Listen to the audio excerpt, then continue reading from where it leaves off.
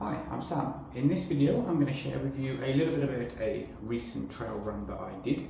This is under Barbara's recommendation that it would be a good thing to share. And so I'm going to talk a little bit about the run that I did, about my hobbies and my interests in running, why I do it, the lessons learned, and how you can apply this to your own life, your own business, and yeah, let's jump in. So a little bit of background. So I have been running long distance for 9 years now. My very first marathon was on the 2nd of April 2017, which was in Manchester in England. And before that, I was not a runner. Growing up, I had no interest in sports. I had no interest in exercise and activity and different things. When I was at school, I was always a fat kid, always overweight. As a teenager, I started drinking, and so in early teenage years into my mid-20s, my life was based around drinking alcohol, and drinking alcohol, it was never in moderation, it was always in excess. Always pushing with what I drank. And then I had an uncle who passed away last year, sadly, and he used to run marathons, and over the years we'd become close, we'd gone out a few times, and it planted the seed that I'd like to run a marathon. And so I decided I wanted to run a marathon, and so I signed up for the run to do a marathon, several months into the future. 9-10 months. I was living in Vietnam at the time, and we were planning to go back to England, and I'd do a run while I was in England, because then after Vietnam we went travelling. And the irony is that the very first, actually this was the second race I'd signed up for. This is the very second race that I'd signed up for, which was a marathon. I didn't do a 5k before, I didn't do a 10k before, or any of them. I just signed up for the marathon and then tried that way. But this was actually the second run that I'd signed up for. The first run was when I was back at university, and I signed up for the half marathon. And I was so determined to do it, but during my training, I got a stress fracture in my leg. As a result of being overweight, unhealthy, generally just not running and just running to train for this half marathon. I got a stress fracture, I couldn't do it, and that put me into a dark hole, because you set yourself a goal to do and you don't do it, and that I only just really remembered that because that I descended into a pit of alcoholism after I didn't start that run, and that was a pretty dark time in my life. But anyway, the very first marathon I signed up for was essentially the second race I signed up for. So I didn't have a clue. I trained my best for it, running on treadmills, just not having a clue. I started the run, and the first half of the marathon was okay. The first 21 kilometers was relatively okay, and then the second half was just it was awful. Finished it in 6 hours 7 minutes. And afterwards I couldn't walk. Sore muscle pain for about a week afterwards, and as soon as the pain lifted, I thought maybe I can do that again. And when I signed up for my second one, and then the second one was the second marathon. It was later, 6 months later. It was slightly better, but still equally as bad. And afterwards, it was really bad afterwards in the recovery. But you get better, and you think, I want to do it again. And that's basically the progression and how I fell into it.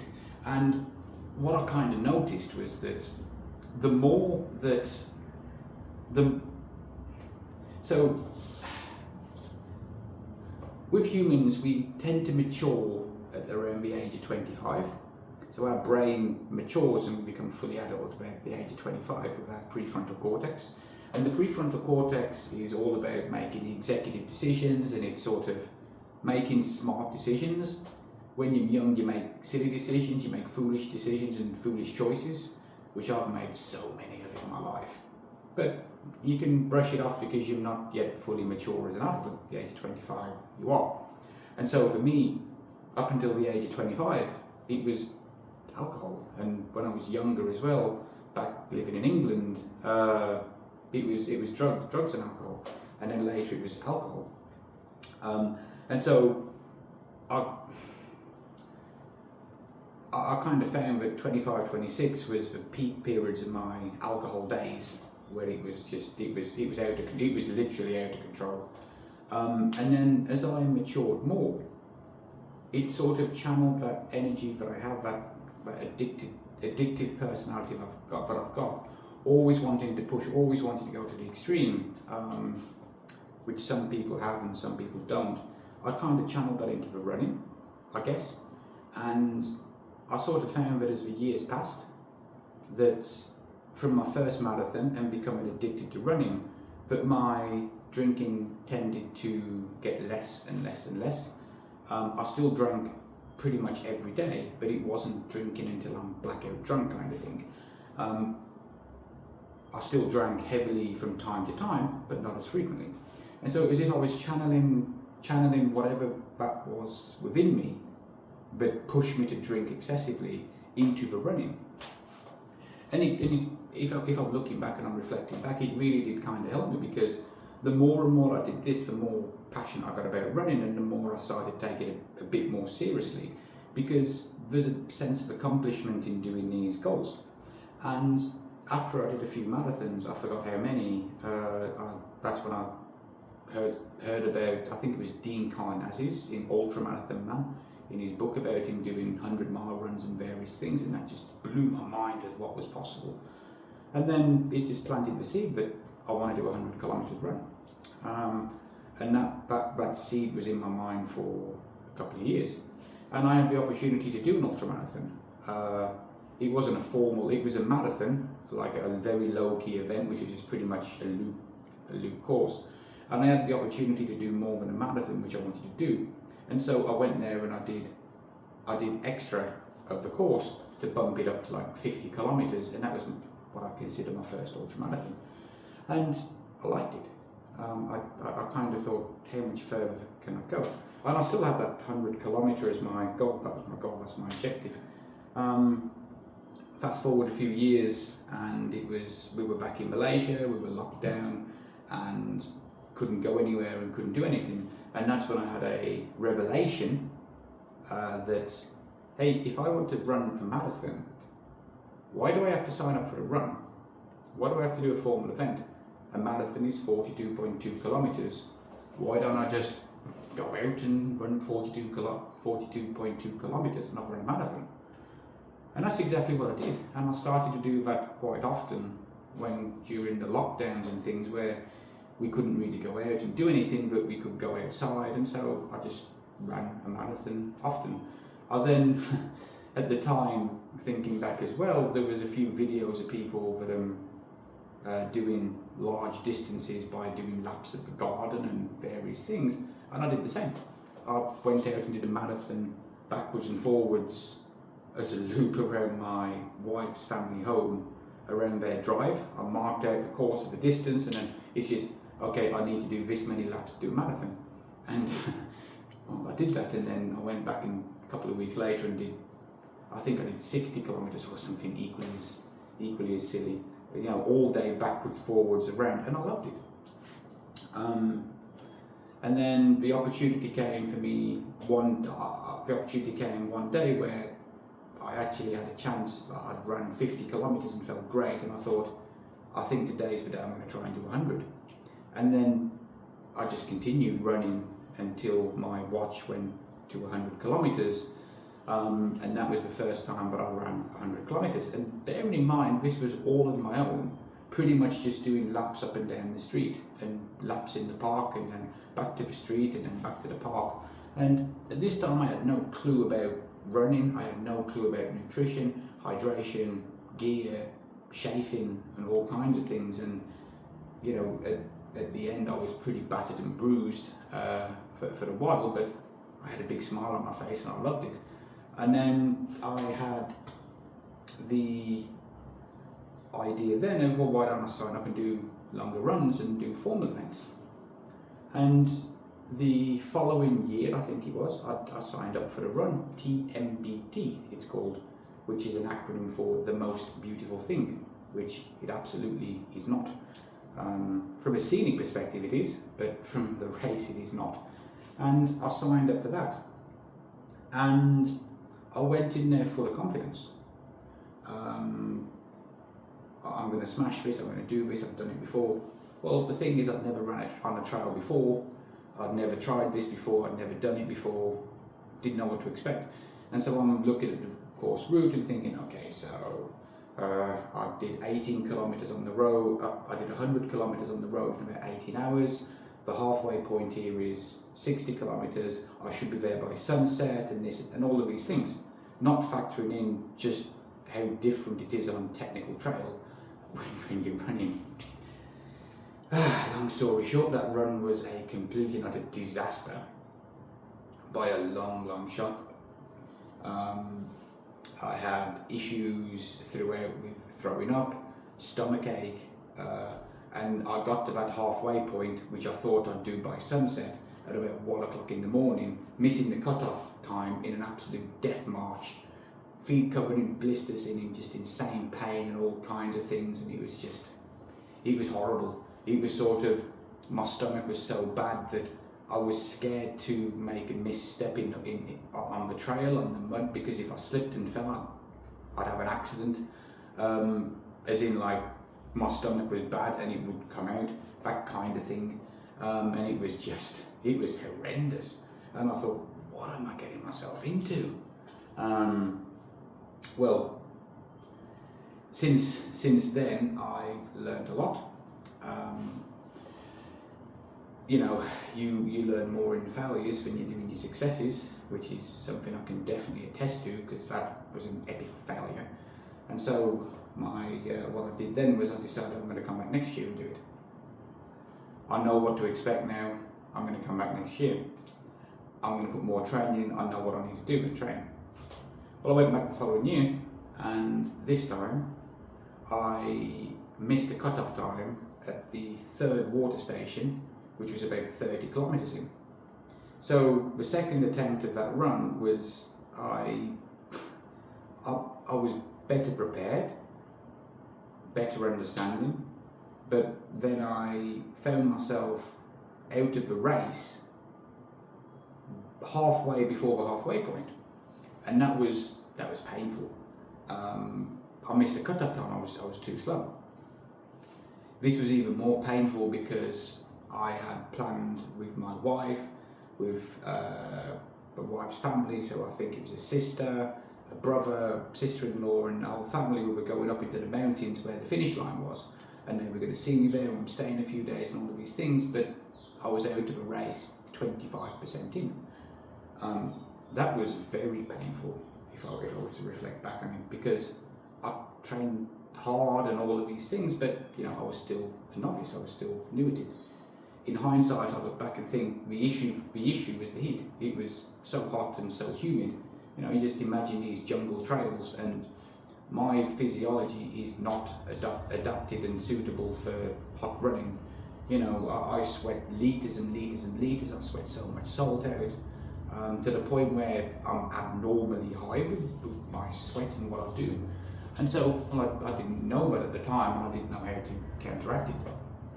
But it was painful. It was painful to be out of a race so early. Again, on the second attempt.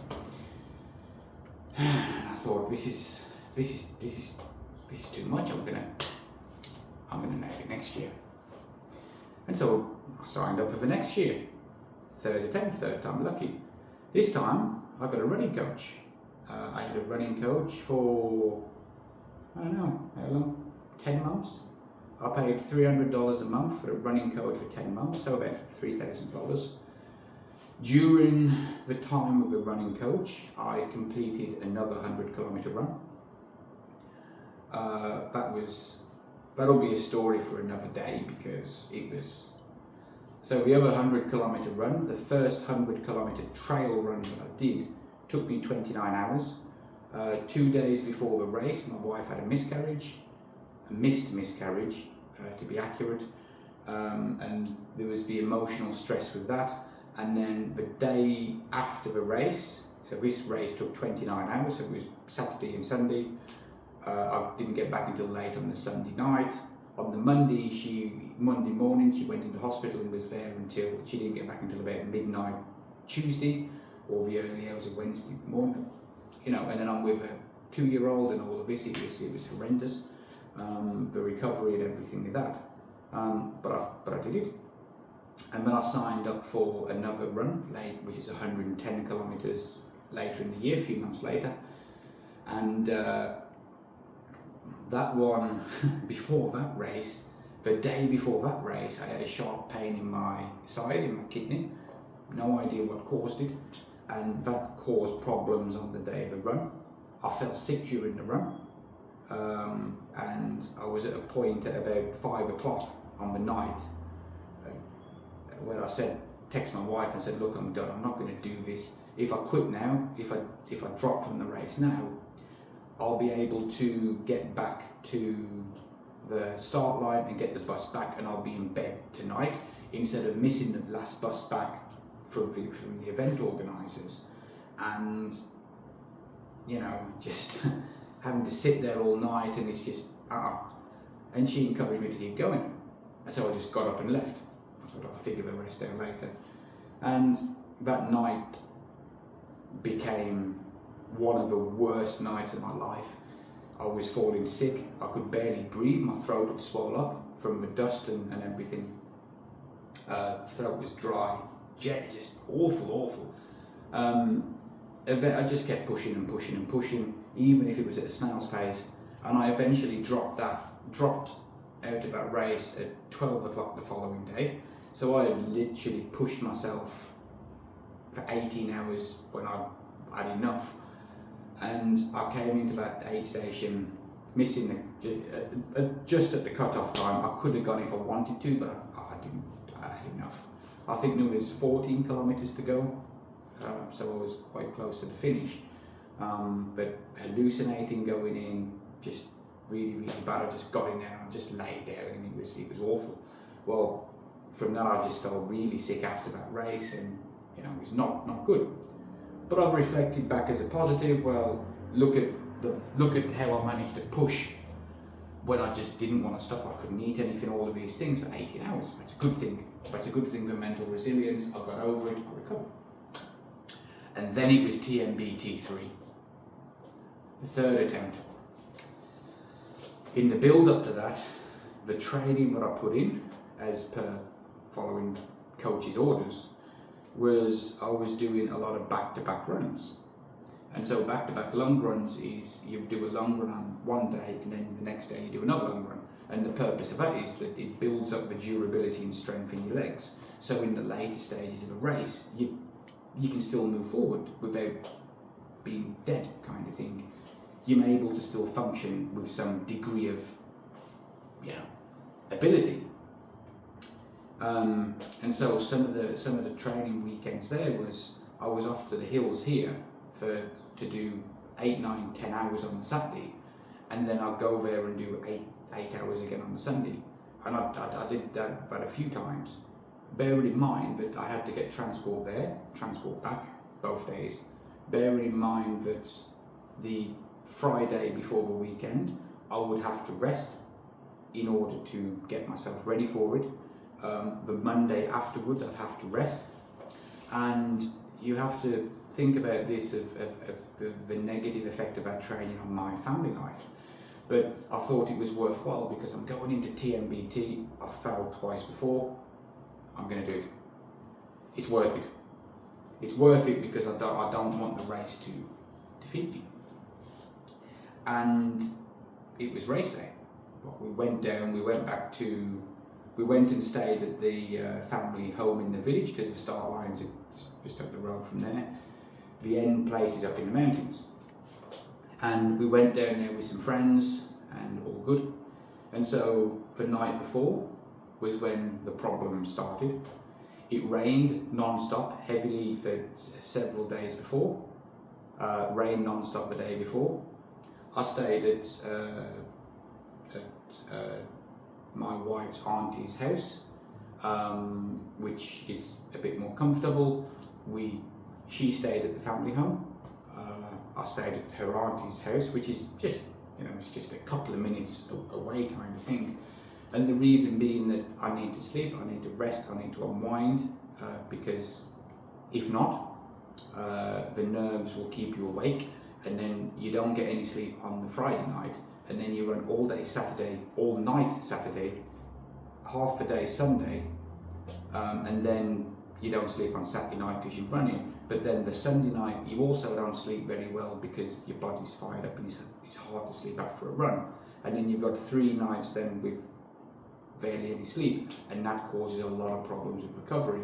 So that's why I slept there, to avoid the chaos. Them at the other house when we're friends. There's Jamie there, our friend's son's there, so it's a little bit noisy, chaotic in the house. I wanted to sleep. I'll get into bed early at around 7. I'm lying there relaxing, listening to an audiobook, starting to doze, and then all of a sudden the neighbours decides that I'm going to do karaoke right next door, and the music's so loud that the house is shaking, and then obviously I can't sleep with stress. So I have to then move to the other house, which is a bit of a hassle because I'd already got everything sorted out. Okay, I wake up at this time, this is what I do, I get this, everything's. I then have to get everything quickly, go to the other house, make up the room, go in there, sleep, whole bunch of problems. So naturally that built in a lot of stress. Day of the race, didn't really sleep on the night because of the stress from it. I get up, I'm tired, I'm groggy, I'm in a bad mood. And then there's certain things that I need to do, like the pre-race protocol, which is make sure you have enough salt. Because if you low salt, causes problems, especially for me. Still raining outside, and I don't know where the salt is in this new house. I don't know where all the things are in this house, so I can't do my pre-race ritual kind of thing. I can't make sure that I'm getting all the things in my body before. Okay, don't worry about it. Get to the start line. Get there plenty of time. Just sort of stressed out because of the previous night and all of these things, but the rain stopped. That's a good thing. Off we go. The first section went well. Got to water station 1. Got there quite well. Pretty good. That's when the problem started. The problem started because the sun came out, and the sun, where we live in Malaysia, in Borneo, we're pretty much on the equator, and so when the sun comes out, it's hot. The sun is hot all the time when the sun is out, and the sun came out, and it had rained non-stop for 4 days, and I'm about to go on jungle trails, and so all of a sudden, all of this water and all of the rain just evaporated, and it was a steam room. Running through a steam room on single trails, slippy, muddy, people in front, people behind, you're slipping and sliding everywhere. You've got to keep stopping to let people pass, stopping here to let people pass. Okay, there's no place for you to stop because you're on a small trail, there's a drop here, you can't go there. Okay, I've got to keep pushing, and that's what I did. And that went on for about 2 hours because of the humid conditions and because of how much I sweat. So I would easily sweat 3 litres per hour in hot and humid conditions. Easy, 3 litres per hour. And so in that space, I probably sweat out 5 litres, easy. I'm taking on fluids, I'm drinking water to replace it. What I wasn't doing was replacing enough salt. And then I found myself in a position on this race where all of a sudden I was dizzy. Okay, I need to get off this trail, and then I'm going to stop, I'm going to sort myself out.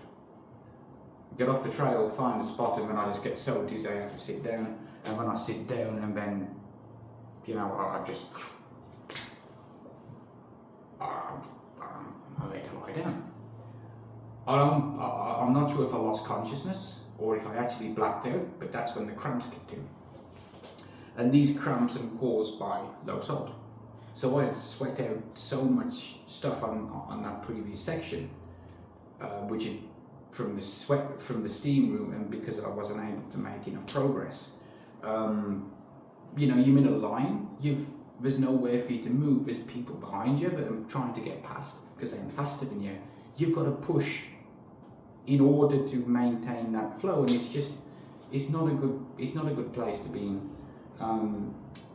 I was low on salt, and then the low salt cramps kicked in, and it was some of the most intense pain that I've had. And I said, okay, I know what I need to do. I need to have salt. And so I kept trying to take on salt, nothing. I had to sit there and move in whatever situation, in whatever position I could be, in order to take on more salt, until eventually it subsided. But of course, the risk is you taking on too much salt because you know you've got the cramps. Your body is what's it called? Hyponatremia. You know you're low on salt. I know I'm low on salt because my blood pressure's low. I'm dizzy. I'm weak, and these intense cramps. But I'm still sweating profusely. I'm overheating. Heart rate skyrocketing. All of these things. I've got to sit down and sort myself out. Sort myself out. But I'm taking on too much salt, and so then the problem comes of having too much salt, and then you run out of water. Because you premix, you've got water in your bladder, but you put salt in there, all of these things, and it's just, I was in a right mess. Sorting myself out to actually get up and keep moving, but I was at a point where I'm standing still, and my heart rate's 150 plus. That's bad. But I slowly keep moving at a snail's pace to get to the next aid station when I think, I need to get there, I need to cool down, I need to sort myself out. I get there and I miss the cut-off time, because the cut-off time on these first aid stations are very tight. I missed it. And so after 20 kilometers, I was out the race.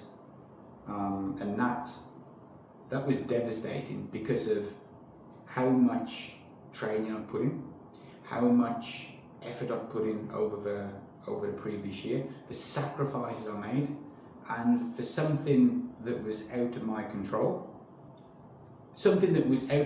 but also something within my control. It was horrible, and that was the beginning of the end of the time with me and my coach. I wrote in my notebook that I'm just not going to do this anymore. I don't like these trail runs. I prefer to do road runs. It's impossible. And I fell out of love with running for a while after that. And it was sort of texting my wife, hey, I'm just up the road, I've DNF, come and pick me up. And then kind of like, well, what? They couldn't believe it. And then we still had to drive up to the mountains by the finish line because we'd booked a night there. And that was it, out, over. And that was extremely painful for me to go through. Back when that happened in 2024, this was the beginning of my journey towards Christ. I hadn't accepted Christ yet, but I was starting to be on the path, kind of thing. And I think, I can't remember the dates. And I attached my self-worth as a person to the performance that I have in pursuing and achieving the goals that I set myself. And I fell into a bit of depression. I lost a lot of confidence after that. I mean, a lot of confidence. That was at the time when my marketing agency was either, I can't remember actually the details, but I think my business was in freefall. It was around the time when the stress of things just overloaded me, and I fired someone on my team in a very bad way. accuse them as something which I wasn't even sure that it was them in hindsight.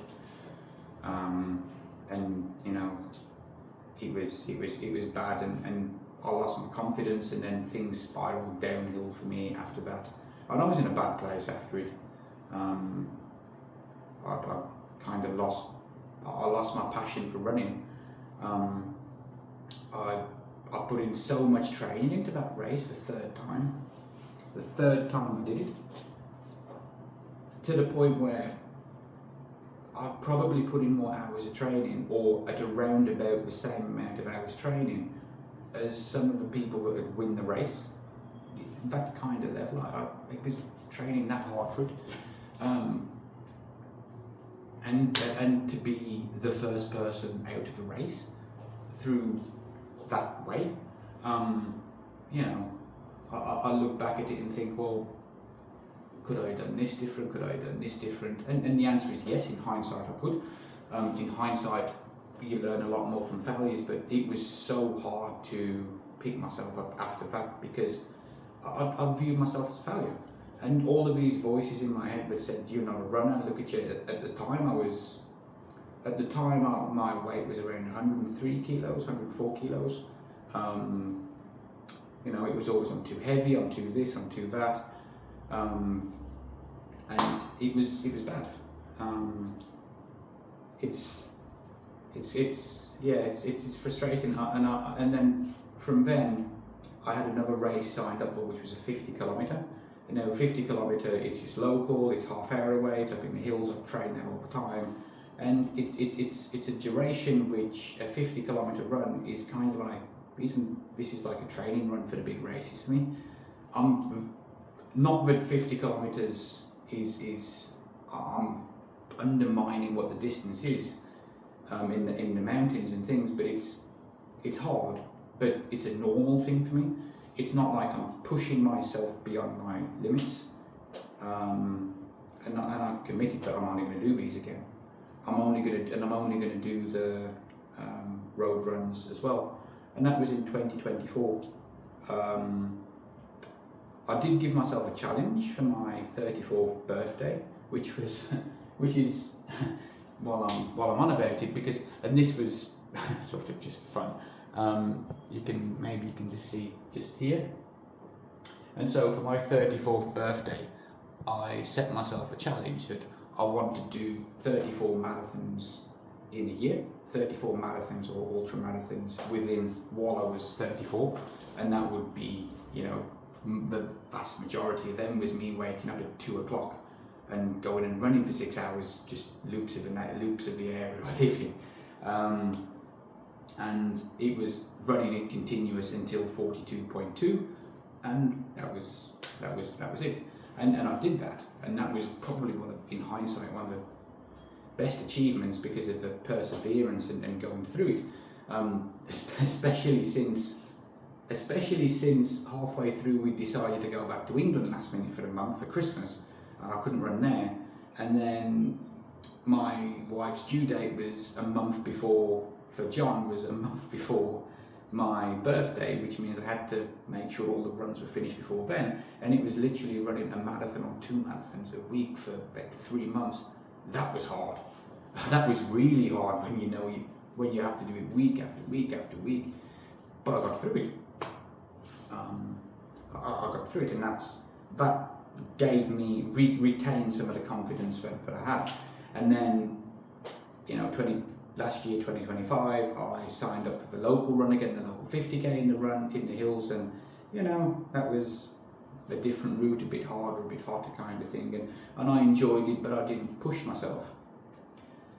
And then at the start of this year, I was kind of thinking that it's time to do something else. It's time, maybe I should do a run this year, maybe not.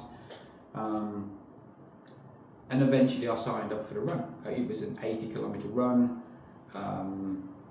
It was a run that I did in the past. It was the one where I didn't finish 2 aid stations from the finish, when I pushed myself beyond my body's limits, very stubbornly just pushing forward. And This year they had a 100-mile race or an 80-kilometre race. 80 kilometres, 50 miles. So 100 miles or 50 miles. So I signed up for the 50 miles. And it was a race that I trained for 6 months. The race was 2 weeks ago at the time of recording, almost 2 weeks ago, 1.5 weeks ago. And it was one of these races where, okay, I know what the area is like. I've run in this area before. Yes, I've run a different route before, but some sections are the same. I know what to expect. This could very easily take me 24 to 30 hours. But this time, things were different. This time with the race, without basically doing a video here, which is a deep dive into this particular race, which nobody cares about. I went in there very, very differently. I went in with a different mindset. I went in this time with a mindset of faith.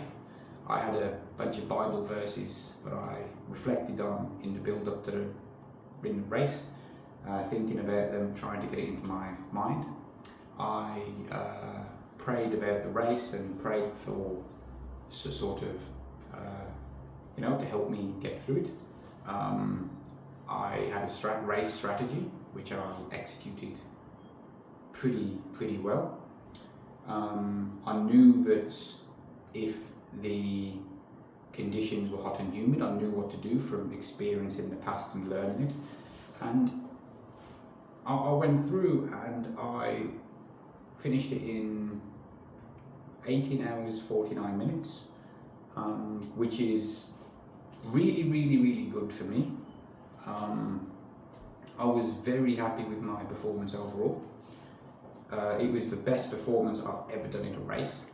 My strategy was pretty simple, that whenever there's a section where I can run, I'm going to run, even if it's just for the few steps, just to build that habit of running it. And I ran as much of the runnables as I could, which helped a lot. I'm gonna monitor my salt levels and hydration levels very closely, and make decisions based on staying hydrated as much as possible, which I did. Nutrition, I'm gonna try my best to stay on top of my nutrition as much as possible. Easier said than done sometimes, especially when it's hot part of the day, no shade. The last thing you want to do is eat, but you've got to overcome that, and to reduce the time that I spend at aid stations as much as possible. And that's how I got through. I had a plan, I executed it, and for the most, there were some problems with the race for me, but for the most part it went well.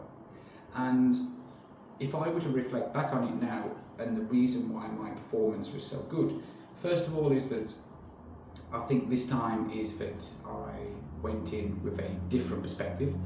I'm not going in there to do it for myself. I'm not measuring my performance on how I do it, and that I'm going in there with faith and hope.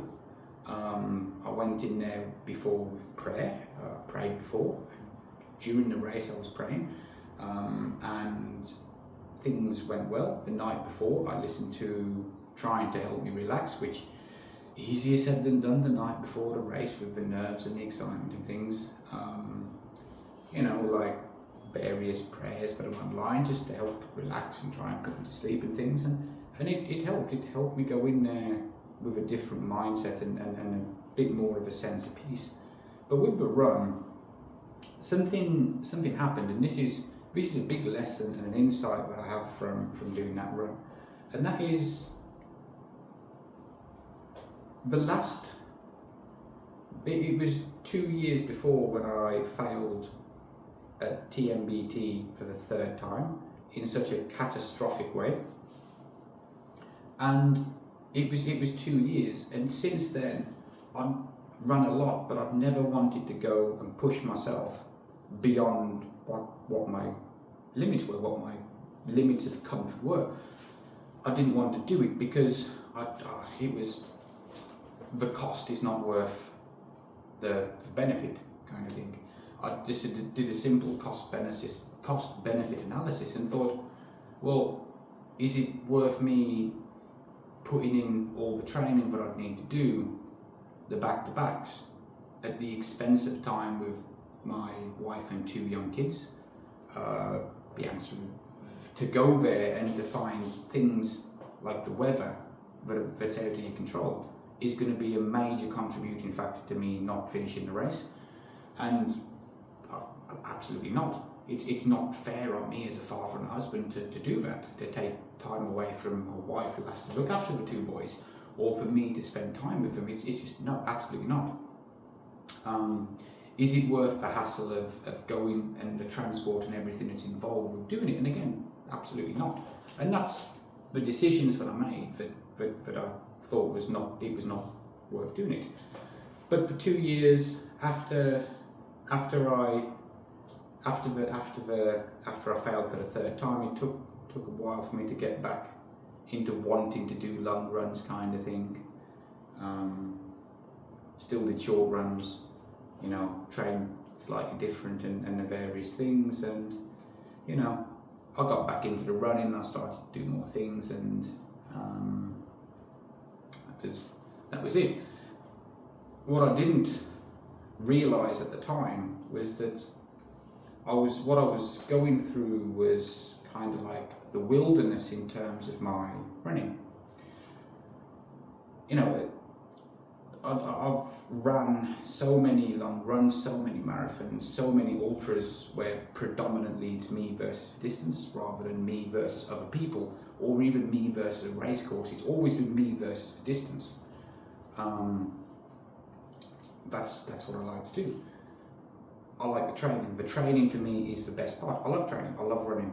I absolutely love running.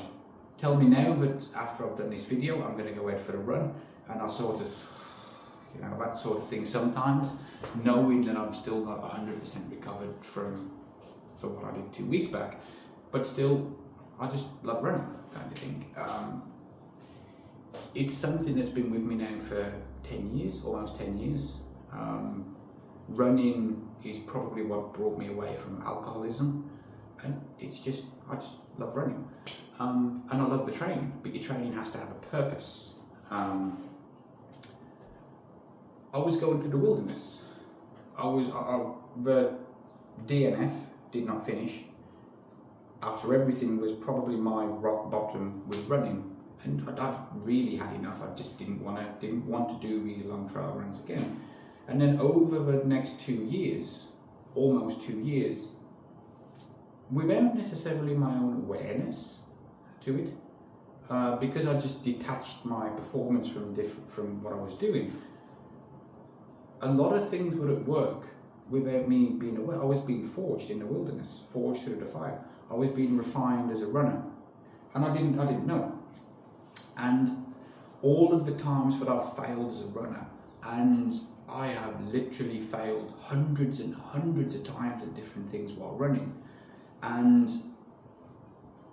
you make the same mistake over and over again, and eventually you realise, hey, I'm making this mistake, maybe I should do something different, because it hurts it hurts so bad when I do this, or it causes problems. Or a prime example would be is that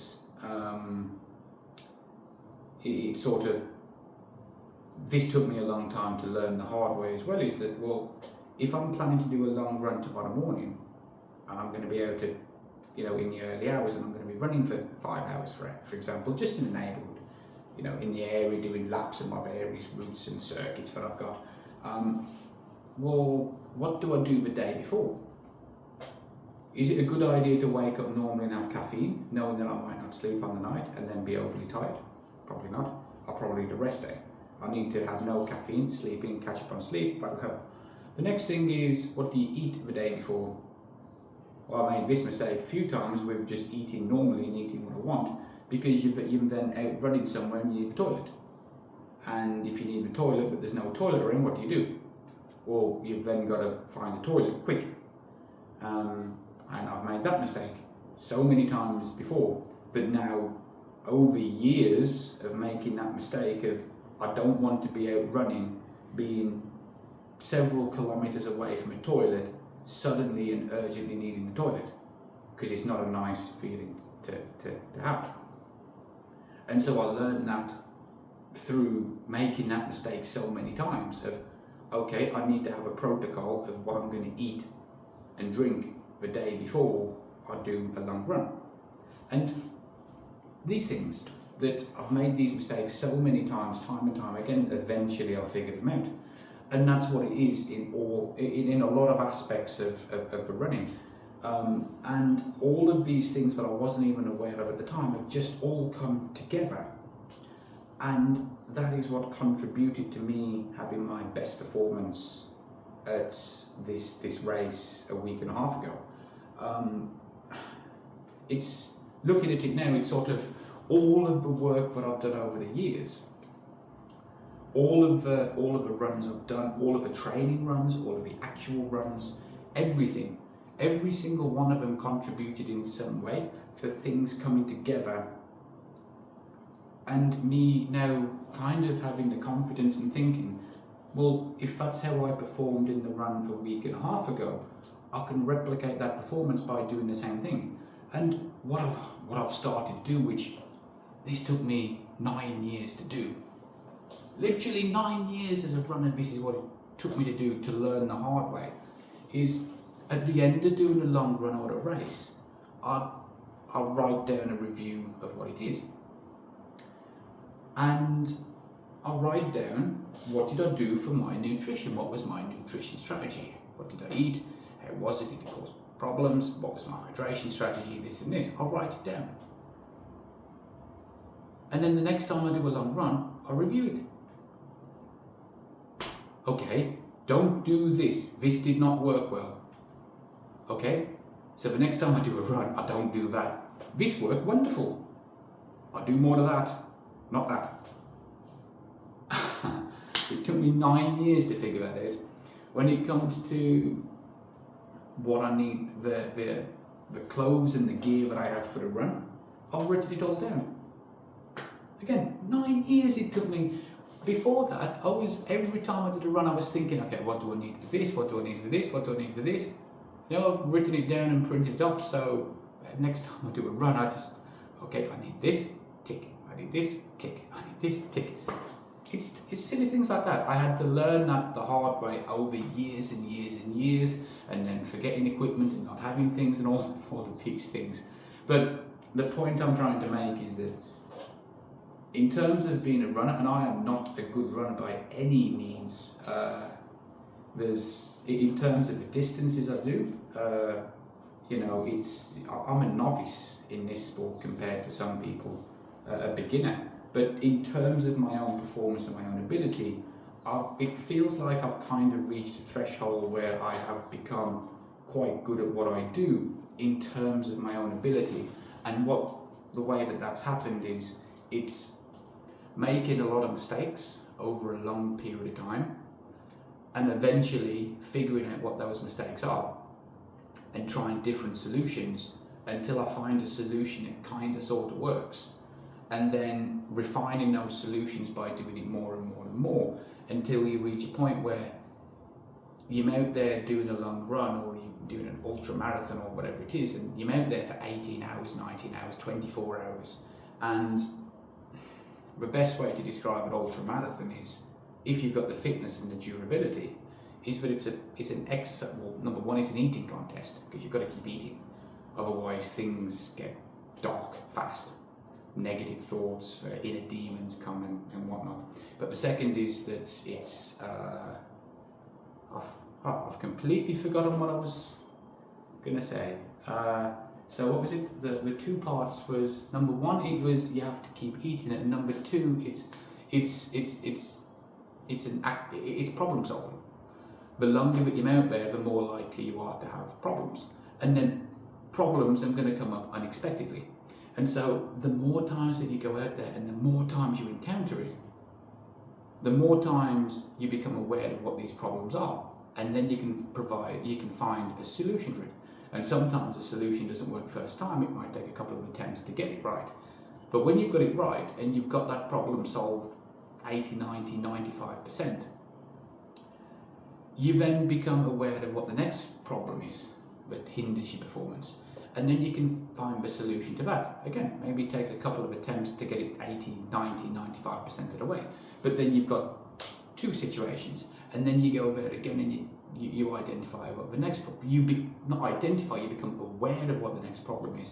And you can provide solutions for that. And then you do that enough times and eventually you have a level of competence so that when you're out there and problems do arise, you have, number one, the confidence that you can overcome the problem, but you also know what the solution is. So a prime example of this was during this run, at about 50 kilometers in, 55 kilometers in, whatever it was, I'd just come off a pretty bad section that took a long time at the hottest part of the day. 3.5 hours this one section on this climb, extremely technical, really bad. And then you come down to an aid station and I didn't realise that the effect that had on my cardiovascular system doing the climb and all of that stuff. And so I went into the next aid station, tried to sort myself out, rehydrate, went on to the next one. The route to the next aid station was mostly on road. It was on road-like terrain, gravel roads, sort of concrete roads for them, pretty steep, but relatively runnable for the most part. And so I went out there and I ran it. I ran as much as I could until we got to the next uphill. And when I got onto the uphill and then things just fell apart. And I was death marching it up and all kinds of things to stop me going, and I didn't understand why. Well, anyway, I got to the next aid station 45 minutes later, and I just sort of sat there. I thought, I'm gonna have to sit down, sort myself out. What is wrong? Well, I was thinking my cardiovascular system's out of check. My breathing's harder. It feels harder than what my effort level is. So my cardiovascular system was probably needs recovery from the climb and from pushing just, and then going from elevation down to a lower level where it's substantially hotter. That's a factor. The heat has come back in because you get down to lower elevation heat. What is it? Well, I remembered something, and I thought, well, how much have I been eating in the last couple of hours? Not much. Okay. What do I want to eat? Nothing. I feel nauseous. I feel like anything I put into my mouth, I'm going to throw up. I don't want it. Okay. And then I start walking out on my poles, like, and then I think to myself, okay, let's stop, let's do an analysis, let's check things, let's check the systems. Okay, am I hydrated? Yes. I know what the early warning signs for me personally are about having low salt. Checked. No, I'm okay. Do I have enough water? Yes. Am I hurting? Yes. Is there something wrong with me other than just the normal things? Okay, I feel a bit weird, but not so much. Am I eating enough? Am I taking on enough calories? No. Okay, what do I have to eat? Okay, at this point I've eaten 40 plus bananas, like literally 40 plus bananas. Cannot eat that. I had some flapjacks, which I actually had from England, which I thought were really good fuel in training, and I've been saving them specifically for this race. Let me have some of that. Have some more of that. Giving me a bit of heartburn. It wasn't digesting right. Okay, what do I do? I got some sourdough bread. Like sourdough bread, it actually works pretty good. But it's dry. I don't want it. Okay, let me try. I get some out. Take a tiny pinch. Put it in my mouth. Start chewing. And then what I do then is I count my steps. Let's count 300 steps, 400 steps. On my balls like that. Slowly just count, focused on the steps, 5, 6, 7, 8, 9, whatever it is. And then using all the mental tricks that I have in order to get to, okay, if it's really hard, let me just get to 10 steps. Yes, I got to 10 steps. I got to 10, let's get to 20. Yes, I got celebrating the win, so on and so forth until we get to 300 steps, 500 steps, whatever it is. I'm going to eat again, a little bit, nibble. This time I'm going to count the number of times I need to chew, because it's dry bread, my mouth's dry, it's 1, 2, 3, 4. Like that as I'm walking, but the focus now is on chewing it, and then Now it's chewed, let me have a bit of water to wash it down. The mood lifted a little bit. This is working. Okay, let me do it again. Bit more bread, chew it, repeat. Next thing I know, all of the darkness that was over me, all of the inner demons thinking how far I've got to go, left all of these negative things, thinking actually I'm falling sick, I should do this, I should do that, I can barely move, I'm having all these problems, lifted. Next thing I know, we've got a downhill section and it's, okay, let's run. And I started to run. And then we passed a vendor on the side of the road selling drinks. I was craving Coca-Cola. I got a Coca-Cola, had a Coca-Cola. Stopped there for a couple of minutes. I opened a can of cola, poured it into one of my plastic bottles that I run with, shake it up, remove the gas, kind of thing. If you drink Coca-Cola and it's gassy, the gas stays in you, and then you're running, and then you have stomach cramps, and it's not nice at all. It can stop you from running, so you remove the gas first. Something that took me a long time to learn. I had to learn the hard way. Now I know what to do, and then took it on. But Coca-Cola, it tastes so good because it's different. There's a bit of caffeine in it. You know, it helps you. Next thing I know, I'm running, and then I'm starting to get this momentum. Kilometre after kilometre after kilometre. I'm running on the runnable sections, and when I come to a hill, what do I do on the hill? Okay, I'm going to take a bit of bread, and I'm going to put it in my mouth, and I'm going to chew and count the steps, count the steps, count the chews. And then just kept doing that. What I went through there is this. This is something that I had to learn through trial and error so many times. But I've been in races before where I've had that same feeling. And that same feeling can come at any part of a race where all of a sudden you feel bad, things are going wrong, negative talk comes in. You just feel bad.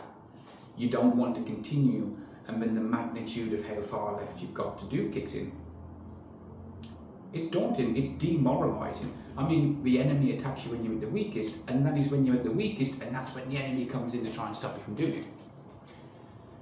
But because of trial and error and trying this out so many times in the past, I reached a point where I kind of knew what I needed to do, even though it was the last thing that I wanted to do.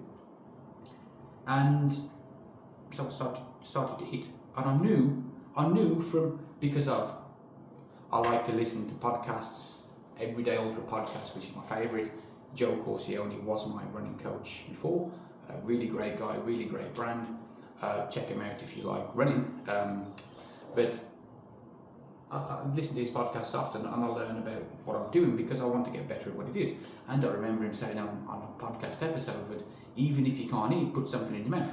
And the fact that you put it in the mouth gives you that energy boost because it tricks your brain into thinking there's carbohydrates in your body.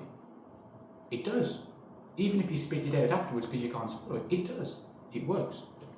Me speaking to other ultra runners and speaking to someone in the past, and this is someone that runs 200-mile races and 300-mile races, continuous. And I asked him how he gets through the tough parts, and he says he counts his steps and eats something. Count your steps, eat something. Count your steps, eat something. And it slowly lives. And that's what I applied in this race, and that's what I've applied in other races after he told me. And so I now have the confidence that in the next race that I do, that when I'm in a dark spot, when things are going really bad, and when the magnitude of what I have left to go really hits me, and everything hurts, well, I know what to do. Keep nibbling on food. Count your steps, nibble on food. Count your steps, nibble on food. Why do you count your steps? Good question. The reason why I count steps is, well, first of all, it focuses your brain on something. Focuses your brain on something other than the magnitude of where you've got to go left. But also, counting steps gives you a series of micro goals. And it works for me. Maybe it wouldn't for anybody else, but it works for me. You have micro goals that you want to achieve, and you go and then you do them. Because you set yourself the goal of the race strategy goal of I want to run the runnables. Well, at some point the last thing you want to do is run a runnable section because you feel awful, you're hot, things are bad, and then you know that a little bit further down there's another hill. Can you run 10 steps? Yeah, I can run 10 steps. You get to 10 steps, can I do 20 steps? Of course you can do 20 steps. Let's get to 25 steps, okay? 21, 22, 23, 24, 25. Yes, let's get to 30. 26, 27, 30. Okay, let's get to 40. Let's get to 50. And before you know it, you've set yourself 6 micro goals and you have achieved all 6 in sequential order. And the fact that you've achieved these goals compounds and compounds and compounds and give you that confidence to move forward, and then you get to 50 and do 100. And then next thing you know, you've run the section. And then you celebrate that win of running that 100 steps because you've just set yourself 8 micro goals and you've achieved each. And that helps you stay aligned with your overall strategy of I want to run as much of a runnable section as possible. That's what I do, you set micro goals. I knew what to do in the situation because I've been in that situation before, and through a lot of failure and a lot of trial and error, I figured out how to do it. And then with this counting the steps, it's setting the micro goals as well. And that's kind of it. And then you, of course, you extrapolate that into business and what you're doing. And this video here is really helping me because with Kingdom Impact Lab, if I'm being honest, I am struggling. It is hard. I don't mention it to people, but I'm struggling. I don't mention it, but it's hard, but it is. We're having, if I'm being brutally honest, we're having financial problems, not in terms of covering our living costs. We have a safety net that allows us to do this. It's not an infinite safety net, but it's enough to give me confidence to keep pursuing it. We don't like to sell with accumulated investments, which are supposed to be for retirement and as a safety net, and to accumulate investments so that if there's ever any kind of emergency, we can resolve it. We have the financing to resolve it. If we ever need to get back to England because of an emergency with my family, we can, at the last minute kind of thing, that we have access to funds for emergency purposes, and also to give us a safety net for retirement, that we have that. But that keeps getting lower and lower and lower every month. We've been hit with a tax bill, a substantial tax bill from the company, through no fault of our own, because we were put in an impossible situation. And the impossible situation was that we could not make payments using our company bank account, and so the bank and the accountant told us we have to make the payments through our personal account and reimburse from the business account.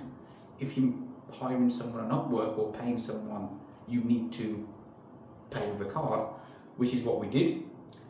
We did that and everything was okay in the first year, but in the second year the tax office did not recognise the payments and from the personal account, and so we were then told that okay, we have to pay tax on this. So pretty much every expense that we made in the company that year was considered to be non-tax deductible. So we've been taxed on the amount the company made rather than the money that went into the company, rather than after the expenses we made from the company, and we now have that big tax bill to pay. Again, there's that issue. There's a whole variety of other issues as well. We're struggling, it's hard. We've got 2 young kids, one's 4.5, one's 1. We're homeschooling, and Jamie's at the age where everything is a constant battle and constant stress with him. So as soon as the kids wake up, it's hard to focus and hard to do work and hard with issues with that.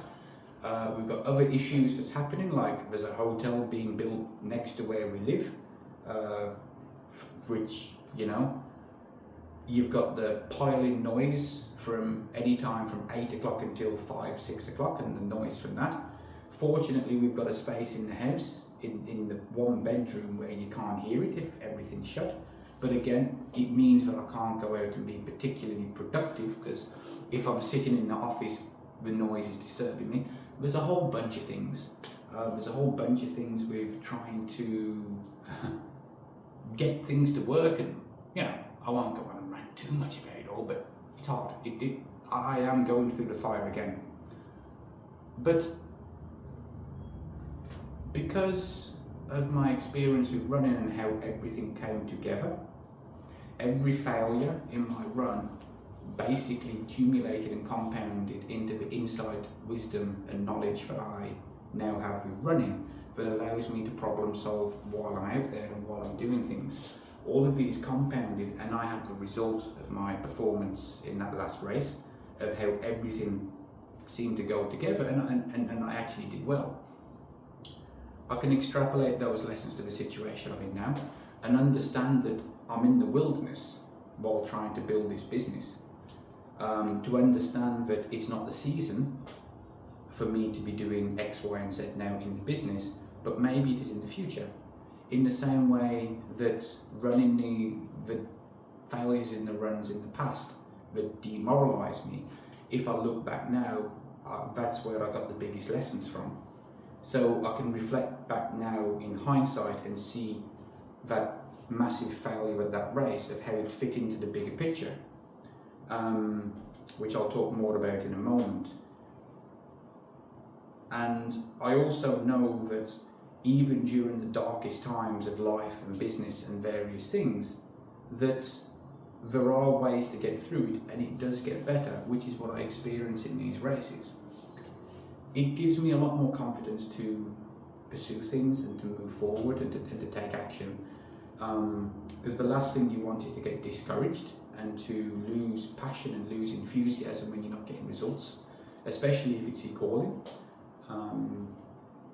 And sometimes it's hard to have the faith. It's sometimes hard to know that God's with you. Yeah, you can read the theology and read the Bible and you know what it says, but practically in that moment in time, sometimes it's hard. At least it is for me. But it's going through the runs and all the experiences that I've had through it, getting through and basically seeing how everything comes together at an unexpected time. And that's what gives me confidence with Kingdom Impact Lab and allows me to pursue what I'm doing. I hope this has been beneficial to you. So if there's any kind of takeaways from this, it would be that from my own personal experience with running, this provides a body of evidence, a body of proof, which is that every failure, every setback, every mistake that you make, even if you don't learn your lesson immediately, the more you do it, the more knowledge, insight and wisdom you get, and all of that is compounding and getting bigger and bigger and bigger the longer that you do something, until eventually it's kind of like, imagine mushrooms growing somewhere. So with mushrooms, you've got under the ground, you've got that big thing, is it mycelium or something it's called? Basically like an underground network of roots and things, then all interconnected over vast areas of land. And then all of a sudden you might see one mushroom pop up. And then overnight you come back and there's a million mushrooms all around. Well, they didn't grow overnight. Well, they popped up overnight. But all of the infrastructure and groundwork was done with the underground connections and things before it actually came up and revealed itself. And when you're in the wilderness and it feels like you're making no progress, that's what's happening. All this foundation is being built. Every single thing that you do, every setback, every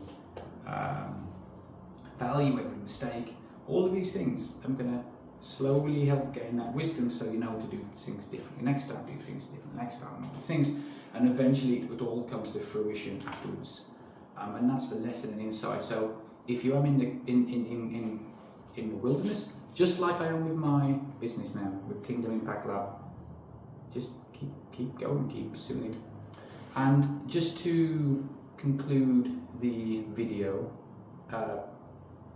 so with the race, TMBT, the race, the annual event is happening at the end of August. So I'm not sure when this video will be published, but the end of August. So from now it's 3.5 weeks away.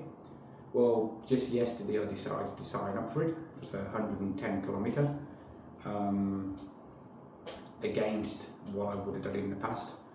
And it's coming out of this latest run with the confidence of my ability in the 80 kilometre one and thinking that as long as I can execute the same plan and the strategy, that I can actually complete it this time, and I'm confident going into it. I have faith going into it that this time I'll do it, and I'm not guaranteeing it, and I'm not boldly going out saying I'm going to finish it, I'm going to do this, I'm going to do that, because I've been there before. I know that things don't always go to plan, and that things outside of you can control can stop.